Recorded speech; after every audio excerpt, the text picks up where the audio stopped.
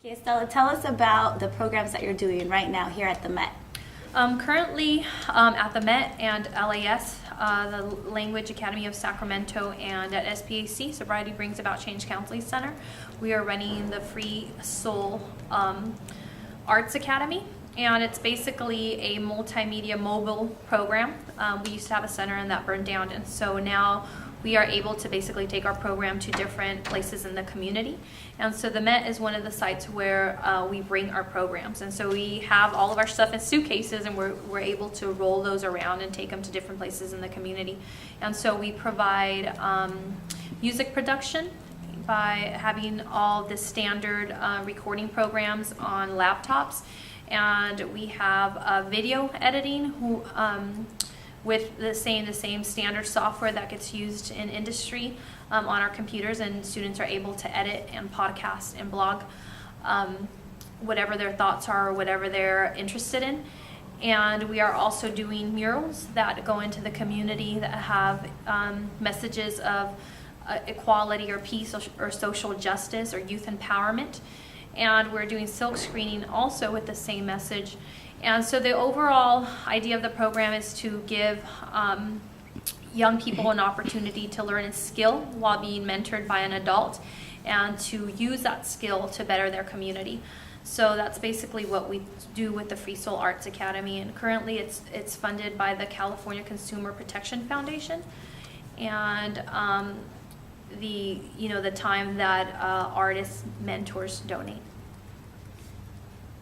Tell us about the structure of your program. So, for example, last week we were here and you kind of had it more of like a free experiment of different types of things. Mm-hmm. And then this week we're here and I see like a more structured project happening. Do you have a specific project goal for each of these, or are you letting the students find out? We do.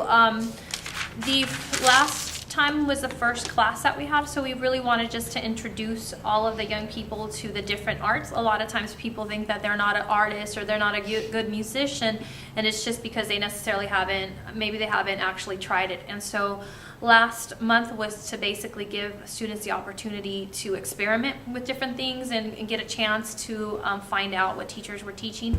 And this time around, we have more of a specific goal where we want products to come out of the classes. So we want a community mural to be completed, and the music that's being created in the music program will go on to videos and blogs, podcasts that are being created around different issues that young people find important. It's definitely a program where both the mentors and the youth work together to figure out what the product and the outcome is going to be. As you guys probably have seen, they talk and they develop the idea. But we do have a structure as far as projects that the community wants. Right now we're working on some community murals and a blog and podcasts. So we do have products that we want to finish, and it's really up to both the artist and the student to decide how that actual project's going to turn out. How many students right now are working on these projects? We currently have about 65 students at 3 different locations.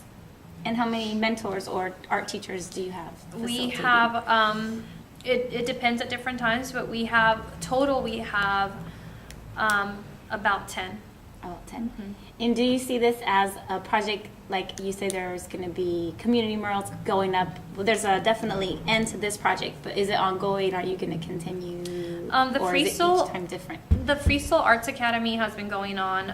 This is into our 4th year, and so we've done the same program of mentoring young people through the arts and teaching them about community activism and community empowerment and just youth empowerment, youth development, and leadership skills.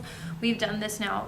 This is into our 4th year, and I've actually worked maybe on building this program over the last 12 years, because I've done a little parts of this until we developed the Free Soul Arts Academy. So it's definitely going to continue to move forward, and it usually changes on whatever the need is. Right now, we happen to have a need for community murals.